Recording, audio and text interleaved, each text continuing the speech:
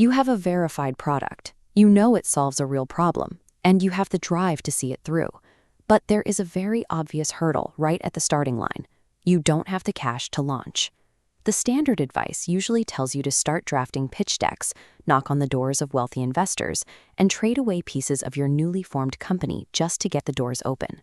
But there is an alternative approach called bootstrapping. This is a method of self-funding where you rely entirely on your own resources, allowing you to maintain absolute control over your company. Success in bootstrapping depends on a structured framework that replaces external venture capital with a system of personal resourcefulness. This graphic shows the architecture of that strategy, the bootstrapping blueprint. To execute this properly, we need to fill in these 4 specific steps. Launching this way is a calculated, proactive choice. By building the business on your own financial shoulders, you protect your vision and keep complete ownership of the results.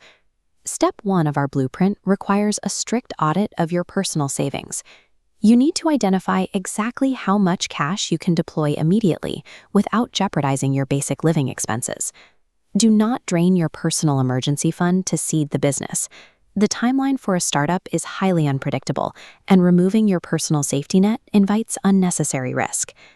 Once you've identified your safe savings limit, step 2 is to expand your budget by liquidating unused personal assets. Equipment, vehicles, or items gathering dust can be converted into immediate launch capital. Next, you need a predictable drip of incoming capital. Taking on extra freelance work or maintaining a side income ensures money continues flowing in during those vulnerable early months. This diagram illustrates how these 3 distinct financial streams, your safe savings, liquidated assets, and side income, pool together. When the merged reservoir hits this baseline marker, you have generated a viable, fully funded budget to execute your launch. Relying entirely on these combined personal streams forces you to adopt extreme financial discipline from day 1.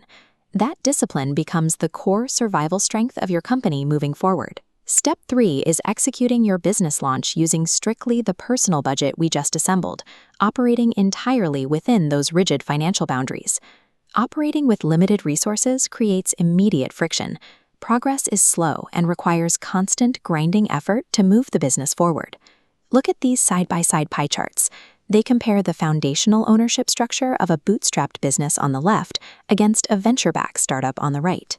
Taking outside money fragments your ownership, diluting your control and handing portions of your decision-making power to someone else. But with the solid chart on the left, zero outside money ensures zero outside interference. You answer only to yourself and your customers. You need to reframe your expectations. Slower initial growth is the necessary cost of keeping total control over your operation. This slow start preserves your equity, so you remain the sole beneficiary of the company's growth and the final authority on its direction.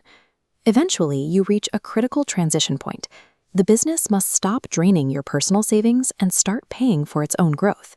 When those first few sales come through, you must resist the temptation to extract the early profits as a personal salary.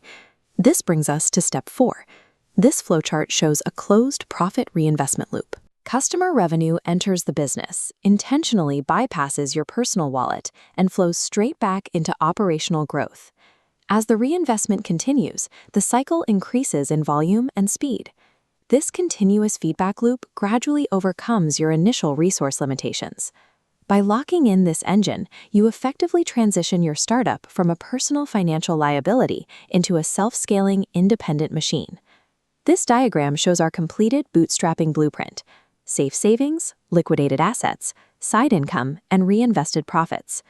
Some of the most highly valued companies operating today began by strictly adhering to this exact self-funded methodology. Furthermore, building a stable, cash-flowing operation on your own terms provides immense leverage. Banks and grant organizations prefer businesses that have already proven their financial discipline. The payoff of this blueprint is the creation of a thriving, self-sustaining business where you hold all the cards and answer to absolutely no one. Bootstrapping is a rigorous test of discipline, but it creates a business that belongs solely to the person who built it. If you found this breakdown valuable, like, share, and follow for more insights on business, finance, and entrepreneurship.